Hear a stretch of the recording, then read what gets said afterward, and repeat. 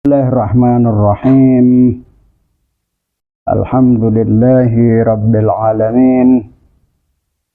Wa bihi nasta'in ala umurid dunya waddin. Wassalatu wassalamu ala ashrafil anbiya'i wal mursalin. Habibina wa habibi ilahil alamin. Nabil qasimil mustafa Muhammad. Allahumma salli ala Muhammad wa ali Muhammad. Allahumma salli ala Muhammad wa ali Muhammad. Allahumma salli ala Muhammad wa ala alihi wa ashabihi al-mayamin. Rabbi shrah li sadri wa yassir li amri wahlul 'uqdatam min lisani yafqahu qawli, amma ba'd. Qala Allah Ta'ala fi kitabihil karim, Bismillahirrahmanirrahim. Awalam yarau anna khalaqna lahum mimma amilat aydina an'aman fahum laha malikun wa dhallalnaha lahum faminha rakubuhum wa minha ya'kulun wa lahum fiha manafi'u wa masyarib afala yashkurun. Dalam ayat ini Allah Subhanahu wa ta'ala kembali berbicara tentang tauhid dan syirik, yaitu menyekutukan Allah Subhanahu wa ta'ala. Di dalam ayat ini sekaligus juga mengisyaratkan pada kelemahan dan ketidakmampuan keyakinan dalam kesyirikan itu sendiri. Pada saat yang sama, dalam ayat-ayat ini Allah Subhanahu wa ta'ala membicarakan sebagian besar dari pengaruh keagungan Allah Subhanahu wa ta'ala di dalam kehidupan manusia dan juga menyelesaikan problem-problem mereka serta mengangkat kebutuhan-kebutuhan mereka, yaitu Allah Subhanahu wa ta'ala di dalam beberapa ayat yang saya baca tadi, yaitu ayat 71 dan ayat 72. Allah Subhanahu wa ta'ala berbicara tentang manfaat dan faedah daripada binatang an'am. Allah berbicara tentang an'am, yaitu tentang binatang ternak bagi umat manusia. Allah Subhanahu wa ta'ala pertama ayat 71 itu Allah mengatakan begini, awalam yarau anna khalaqna lahum mimma amilat aydina. Tidakkah mereka melihat, tidakkah mereka menyaksikan? Kepada siapa? Yaitu orang-orang yang tidak percaya kepada syariatnya Allah Subhanahu wa ta'ala. Kepada orang-orang yang tidak percaya pada tauhid Allah Subhanahu wa ta'ala. Lalu Allah mengatakan awalam yarau. Tidakkah mereka menyaksikan, melihat, anna khalaqna lahum mimma amilat aydina, bahwa kami menciptakan untuk mereka mimma amilat aydina, yang kami buat secara langsung dengan kekuatan kami. Apa yang diciptakan oleh Allah? An'aman, binatang-binatang ternak. Fahum laha malikun. Terjemahannya kira-kira begitu. Fahum laha malikun. Mereka kemudian memiliki ternak-ternak tersebut. Allah yang menciptakan ternak dengan kekuatannya, tetapi kepemilikan itu kemudian diberikan kepada manusia, diserahkan kepada manusia. Lalu ayat berikutnya Allah Subhanahu wa ta'ala berbicara tentang bagaimana memanfaatkan binatang ternak itu. Allah mengatakan wadallalna lahum. Kalimat dallala, dalil itu direndahkan, dilemahkan, dihinakan. Binatang yang buas yang tadinya menyerang siapapun itu kemudian ditaklukkan oleh Allah Subhanahu wa taala menjadi lunak. Itu namanya tadlil. Tadlil melunakkan. Berbeda dengan dalam istilah itu kalimat ulfah, alif itu lunak tapi penuh kasih sayang, seperti hewan kucing itu namanya apa itu? Yang menjadi lembut, apa namanya? Lulut. Kalimat ulfah atau alif itu adalah lulut yang penuh dengan cinta kasih. Sementara tadlil atau wadallalnahum itu adalah binatang yang tadinya buas kemudian direndahkan oleh Allah, dikalahkan oleh Allah atau dilemahkan oleh Allah Subhanahu wa taala sehingga dia tidak bisa lagi berbuat apapun. Nah, itu kalimat wadallalnahum. Allah Subhanahu wa taala agar manusia bisa memanfaatkan binatang-binatang ternak tersebut, maka Allah melunakkan binatang-binatang itu.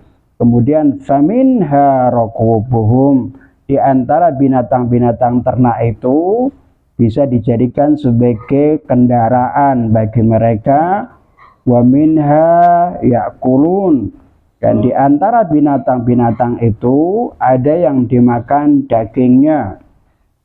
Tidak hanya dimakan menjadi tumpangan atau kendaraan, dan tidak hanya dimakan binatang-binatang ternak itu, juga walahum fiha manafi', bahwa di antara binatang-binatang itu sendiri ada manfaat bagi mereka. Manfaat itu meskipun kalimat raqubuhum jadi tumpangan atau kendaraan, itu adalah bagian daripada manfaat daripada si binatang. Dimakan dagingnya juga salah satu manfaat daripada binatang. Tetapi ketika Allah Subhanahu wa taala berbicara secara khusus, walahum fiha manafi', menggambarkan bahwa raqub dan yakul, kendaraan dan dimakan dagingnya itu berarti berbeda dengan kalimat manafi' dalam ayat berikutnya. Manfaat lain itu apa? Di antaranya adalah bukan dagingnya, bukan dijadikan sebagai kendaraan, tetapi ada manfaat seperti misalnya bulunya dijadikan sebagai wol, kulitnya dijadikan sebagai sepatu, macam-macam dan lain sebagainya. Ini disebut manafi'. Jadi manfaat lain selain dijadikan sebagai kendaraan, bisa dijadikan sebagai makanan, tetapi juga ada manfaat. Di Indonesia itu kalau sapi itu, kerbau sapi itu kan dulu dijadikan sebagai alat untuk membajak sawah. Jadi bukan dagingnya yang dimanfaatkan, bukan susunya yang dimanfaatkan, bukan yang lainnya, tetapi tenaganya dimanfaatkan untuk membajak sawah. Kita tahu di Indonesia kan baru-baru saja itu menggunakan traktor apa ini dan lain sebagainya. Dulunya orang membajak sawah ya pakai sapi, pakai kerbau dan lain sebagainya. Walahum fiha manafi' wa masyarib afala yashkurun. Jadi ada manfaat binatang-binatang ternak itu, juga masyarib bisa dijadikan sebagai minuman, yaitu susunya dan lain sebagainya. Afala yashkurun, tidakkah mereka ini bersyukur kepada Allah Subhanahu wa ta'ala. Afala yashkurun itu dalam kaidah nahwiyah disebut istifham istingkari, tidakkah mereka bersyukur kepada Allah Subhanahu wa ta'ala. Saya ingin coba untuk menjelaskan satu persatu dari ayat ini. Insya Allah nanti pada pertemuan berikutnya kita akan menjelaskan secara keseluruhan. Pertama, ayat itu Allah menggunakan kalimat awalam yarau anna khalaqna lahum mimma amilat aidina an'aman fahum laha malikun. Tadi sudah kita jelaskan bahwa tidakkah mereka melihat bahwa kami telah menciptakan untuk mereka dengan tangan kami secara langsung, yaitu binatang-binatang ternak, dan mereka kemudian memilikinya. Agar manusia itu kemudian mampu memanfaatkan dengan cara baik dari binatang-binatang ini, tadi Allah menggunakan kalimat wadalnalna lahum faminha rakub wa minha ya'kulun. Yang selanjutnya ayat itu Allah mengatakan begini, afala yashkurun. Allah subhanahu wa ta'ala setelah menciptakan binatang ternak, manfaatnya diambil, ini semua telah diambil oleh manusia dan ditaklukkan Allah ta'ala untuk manusia. Kemudian Allah semacam menuntut, tidakkah mereka bersyukur? Kenapa Allah menggunakan kalimat di sini harus bersyukur kepada Allah Subhanahu wa taala? Syukur itu adalah sesuatu sarana untuk mengenal Allah Subhanahu wa taala. Syukur itu adalah sarana untuk mengenal Allah Subhanahu wa taala sekaligus untuk mengetahui siapa pemilik nikmat. Saya ingin memberikan sebuah contoh, walaupun nanti kita akan ada pembahasan. Kalau Anda dalam kondisi kesulitan, tiba-tiba ada orang yang membantu kesulitan Anda. Anda tidak kenal orang itu. Kira-kira apa yang akan Anda lakukan? Anda akan terkejut pertama. Yang kedua, kau pasti akan mengucapkan terima kasih. Tetapi ucapan terima kasihmu itu masih menyimpan sebuah keinginan tahu siapa sebenarnya. Sehingga mengucapkan aku terima kasih ya kau bantu. Kalimat ucapan terima kasih, kau masih merasa belum sempurna terhadap apa yang dibantukan oleh orang tersebut. Ada penasaran. Penasaran yang terus menerus, itulah yang dinamakan dengan apa?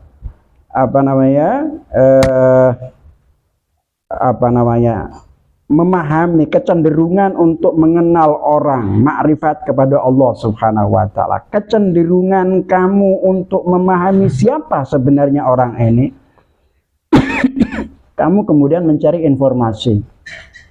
Oh, tahu enggak fulan yang seperti ini, tandanya begini. Oh iya, fulan. Siapa fulan ini?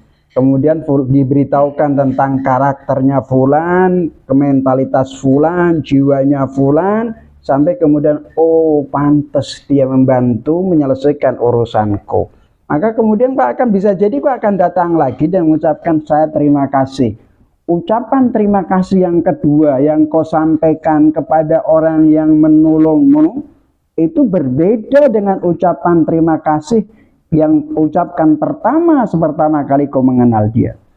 Yang pertama kau tidak begitu mengenal dan kau anggap sebagai sesuatu yang wajar. Tetapi ketika kamu mengenal dia dan tahu persis siapa dia, ucapan syukurmu kepadanya lebih bernilai karena kau mengenal siapa dirinya.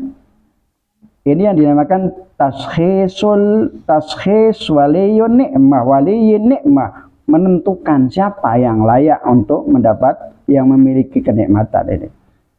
Ketika Allah Subhanahu wa taala menciptakan alam semesta, dalam ayat ini Allah berbicara tentang binatang ternak, ayam, sapi, kerbau, macam-macam binatang yang kau bisa memilikinya, pada saat yang sama juga memanfaatkannya, meminum ini dan lain sebagainya. Apa yang harus kita lakukan?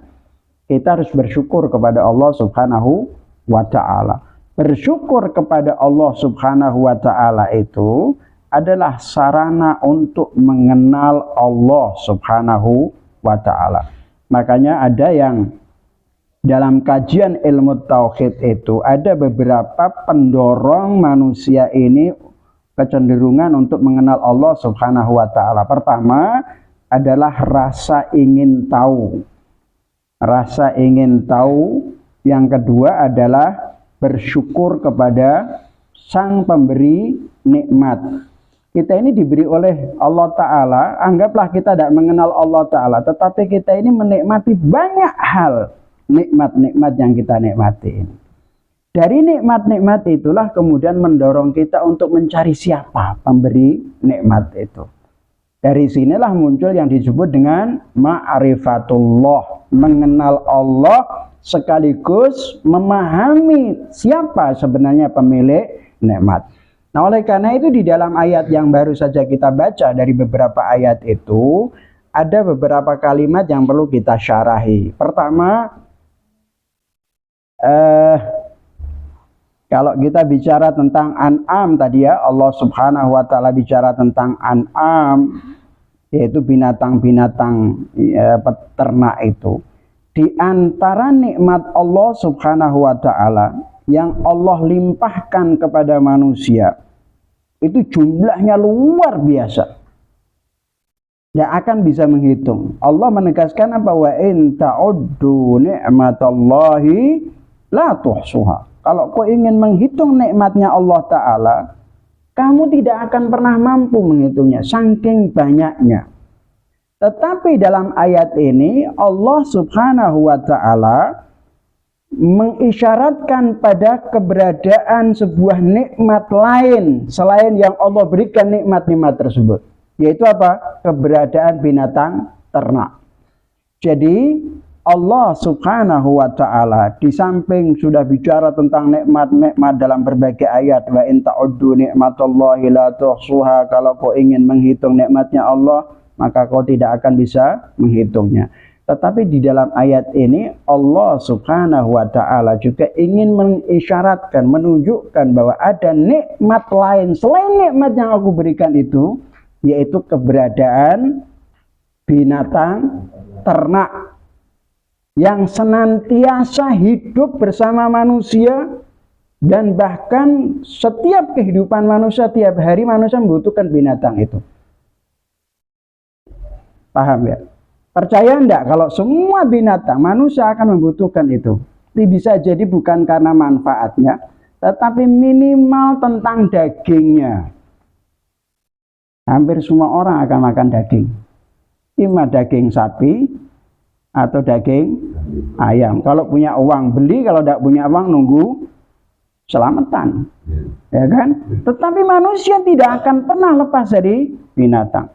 Tidak pernah lagi binatang ternak ini, maksud saya. Dalam kehidupan seluruh umat manusia akan membutuhkan itu.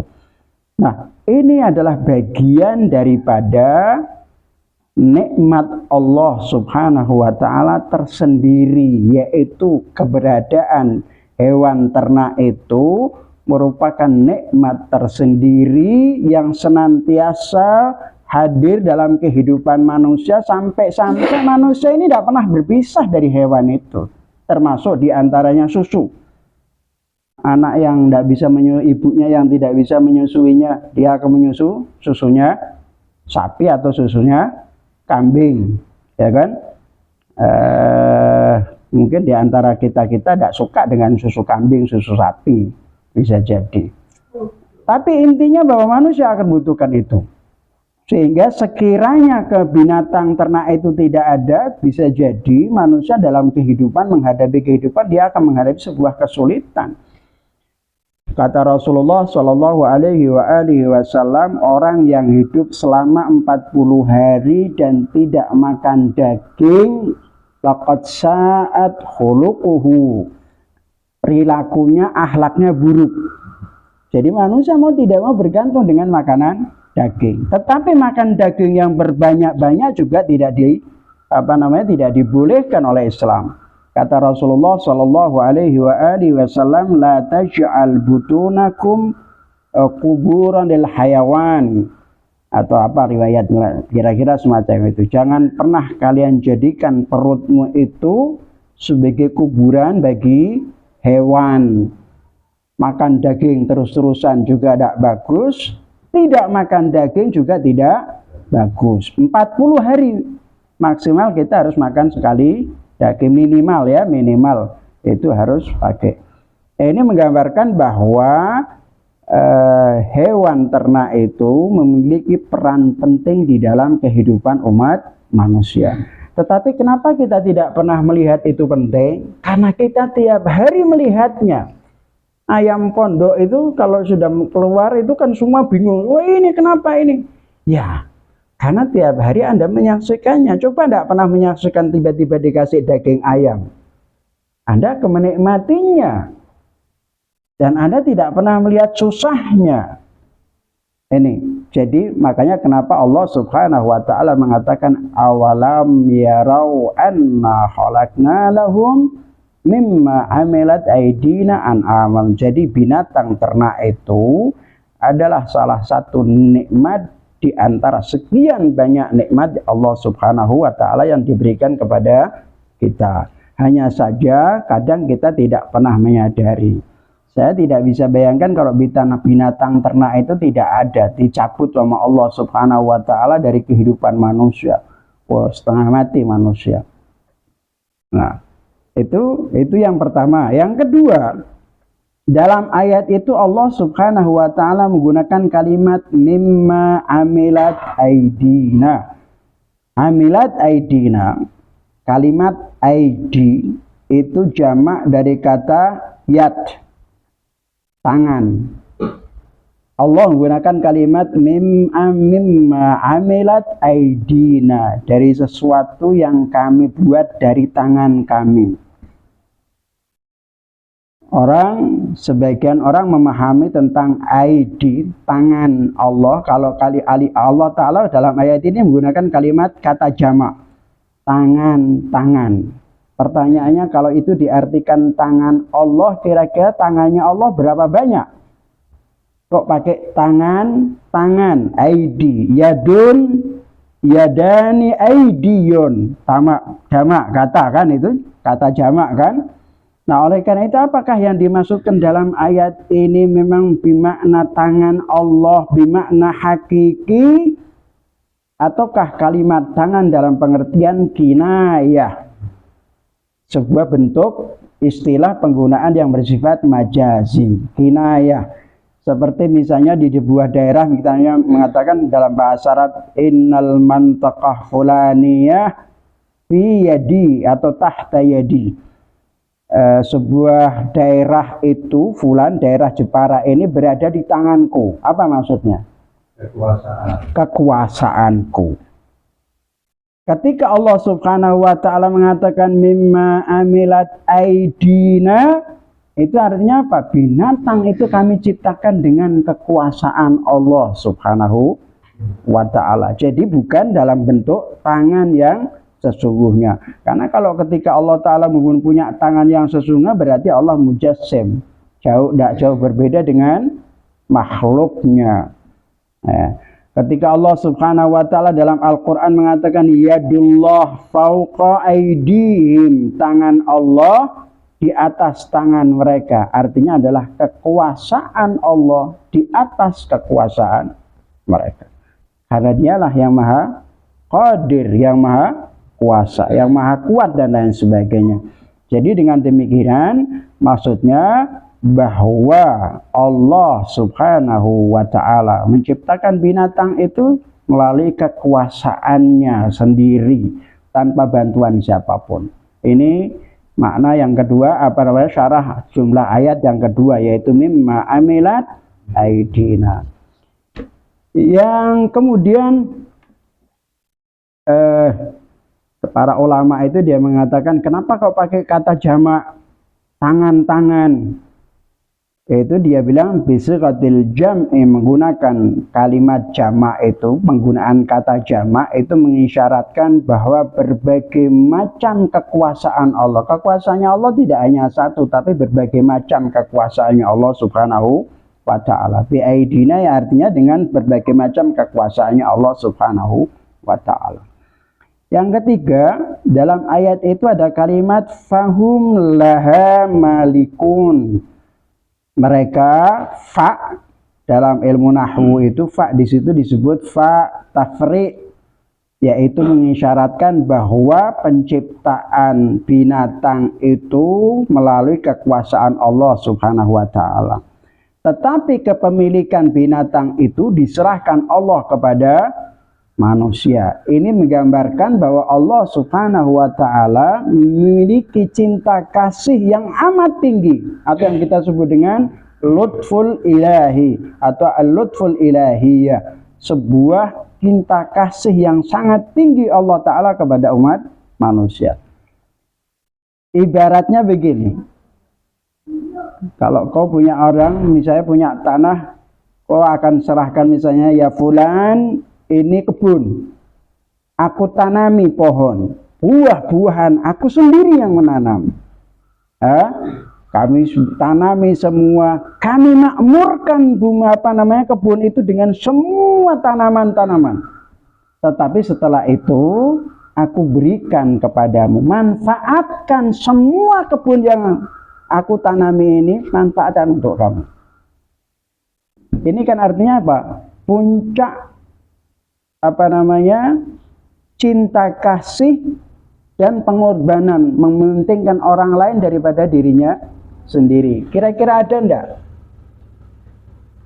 Kira-kira ada enggak seorang petani, kecuali mungkin sama si menantunya ya, atau sama anaknya, ini kebun, saya tanami semua pohon, isinya ada kacang, ada ini, semua.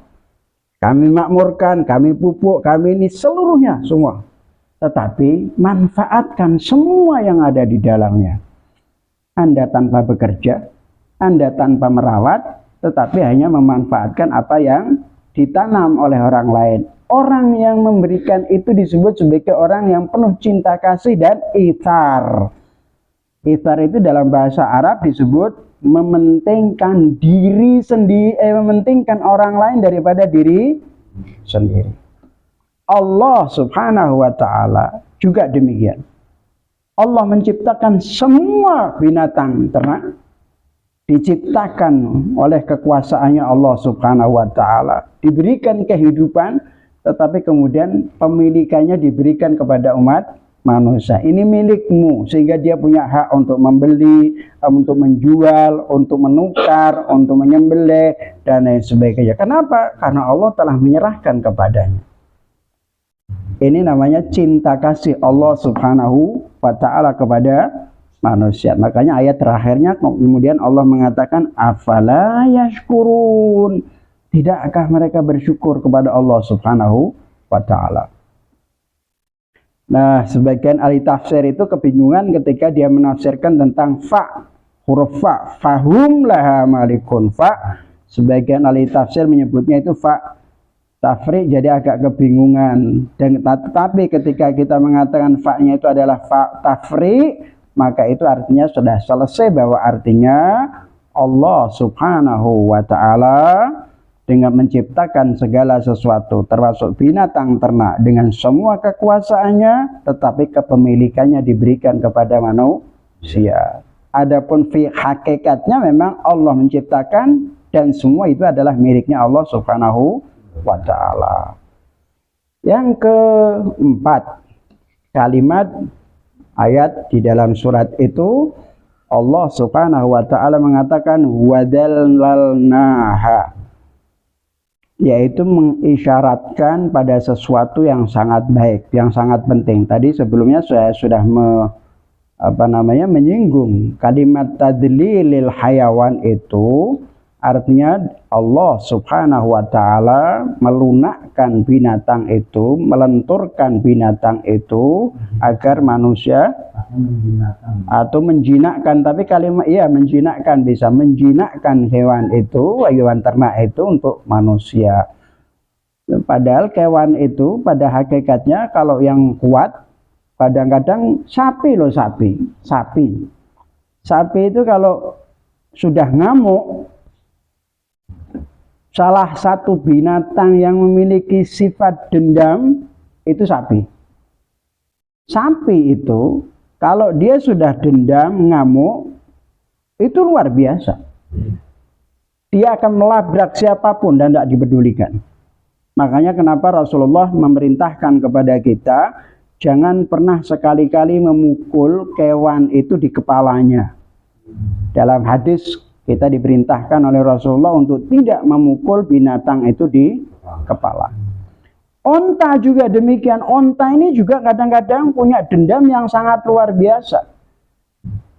Ketika dia sudah dendam, orang yang tidur, juraganya yang tidur itu bisa diberi mati, sampai mati.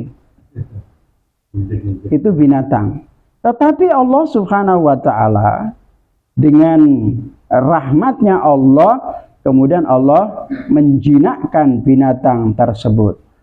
Luar biasa sudah. Anda bisa begitu dijinakkan oleh Allah Subhanahu wa ta'ala, sapi yang sekian besarnya tiba-tiba dituntun sama anak kecil yang belum balik. Nurut kan? Onta yang begitu galaknya dan lain sebagainya tiba-tiba dituntun sama anak yang belum dewasa, belum balik, nurut. Dari mana ini? Inilah yang disebut dengan tadzlil Allah, menjinakkan binatang yang tadinya keras, yang tadinya kuat, kemudian bisa dijinakkan oleh Allah Subhanahu wa ta'ala untuk manusia. Tujuannya apa? Agar manusia bisa memanfaatkannya. Tujuannya adalah binatang itu bisa memberikan khidmat kepada umat manusia selamanya. Ini anugerahnya Allah Subhanahu wa ta'ala. Kemudian kalimat lain yaitu yang kelima, jumlah kalimat faminha raqubuhum wa minha ya'kulun. Setelah dijinakkan oleh Allah Ta'ala, di antara binatang ternak itu bisa dijadikan sebagai kendaraan. Rukub itu dalam ilmu nahwu disebut sifatun musyabbahatun. Jadi maknanya adalah markub, kendaraan. Kendaraan. Dulu orang kuno dulu itu kalau saya tidak pernah menangi ya, tetapi di dalam kalau kita baca sejarah di negara-negara Arab itu dari dulu kendaraan-kendaraan semuanya adalah pakai binatang ternak. Jangankan di negara Arab, di Jawa saja dulu kita gunakan kerbau, sapi, gunakan setrek, apa itu kan dijadikan sebagai kendaraan, kuda dan lain sebagainya. Saya masih ingat itu. Nah, ini sebagian faminha, yakni tab'id, sebagian daripada binatang ternak itu bisa dijadikan sebagai kendaraan, dan juga wa minha ya'kulun. Sebagian di antara binatang itu juga bisa dijadikan sebagai makanan, dagingnya sapi, kambing, apa dan lain sebagainya. Hampir semua binatang-binatang ternak yang terkenal itu menurut pandangan Islam adalah boleh dimakan. Boleh dimakan, kecuali ada sebagian orang, misalnya keledai itu, sebagian orang, terutama orang Arab, kalau motong keledai tidak mau dimakan dia. Alasannya karena ada makruh. Kayak kuda apa itu juga makruh dan lain sebagainya. Ada yang diharamkan, ada yang dimakruhkan oleh Allah Subhanahu wa ta'ala. Ala kulli hal, itulah kenyataan bahwa binatang ternak itu sebagian bisa kita jadikan sebagai kendaraan dan sebagian juga bisa kita jadikan sebagai makanan. Saya ingin di dalam para ahli tafsir itu kalimat minha itu ada dua kalimat, faminha raqubuhum wa minha ya'kulun atau ya'kulun. Jadi yang pertama minha itu yang dimaksudkan adalah litab'idil ifradi. Jadi kalau maksudnya adalah itu hanya sebagian dari binatang itu bersifat ifradi. Jadi begini, sebagian kanggo naian, sebagian kanggo dimakan. Ada istilah yang dinamakan dengan tab'id al-juz'i atau al-ijza'i. Minha raqubuhum wa minha ya'kulun. Minha yang pertama itu adalah menggunakan ifradi, tapi yang minha yang kedua disebut ijza'i, artinya binatang yang kau jadikan sebagai kendaraan itu sebagian dari dagingnya, sebagian dari binatang itu juga bisa kau makan. Ternyata tidak, orang tidak mau makan tulangnya, itu pasti tidak mau makan tulang binatang. Yang diambil adalah dagingnya. Karena yang diambil dagingnya maka berarti sebagian dari hewan. Nah, ala kulli hal itu hanya sekedar sebagai pemahaman dari tafsir Al-Quran. Jadi dalam memahami Al-Quran itu ada istilah-istilah yang memang harus kita pahami secara baik. Tapi intinya adalah bahwa Allah Subhanahu wa Ta'ala menciptakan hewan ternak itu merupakan nikmat tersendiri yang bermanfaat untuk kita. Bisa kita tumpahi, bisa kita makan, bisa kita ambil manfaatnya pakaian, bahkan kancing kelambi. Kancing ya, kita ini sebut kancing kelambi kadang-kadang dari tulang. Nah, nanti dari sungunya diambil untuk dibuat sisir dan lain sebagainya. Orang-orang sisir yang punya kutu itu dulunya dibuat dari sungu itu, dari sungu sapi atau kerbau. Nah, serit disebut serit itu. Nanti macam-macam dan lain sebagainya. Ada yang diminum air susunya dan lain sebagainya. Kemudian yang keenam itu disebutkan lahum fiha manafi'. Ayat ini dan di antara binatang-binatang itu memberikan manfaat bagi manusia adalah mengisyaratkan bahwa binatang ternak itu memiliki manfaat selain daging, selain dinaiki, selain diminum susunya, ada manfaat lain, yaitu tadi seperti kulitnya. Kemudian kulitnya sekarang dibuat sabuk, buat sepatu, buat macam-macam lah. Bulunya dibuat wol, pakaian dan macam-macam. Ini semuanya adalah gambaran bahwa Allah Subhanahu wa Ta'ala. Bahkan kalau hewan itu kata kotorannya dijadikan sebagai pupuk yang luar biasa. Ini semua perlu disyukuri karena Allah Subhanahu wa Ta'ala menciptakan itu. Kemudian yang 8, yang terakhir, yaitu Allah Subhanahu wa Ta'ala mengatakan afala yashkurun. Wahai manusia, dari semua binatang yang Allah ceritakan tadi dengan semua manfaatnya, kegunaannya dan lain sebagainya, apa yang harus kalian lakukan? Bersyukurkah kamu ataukah tidak?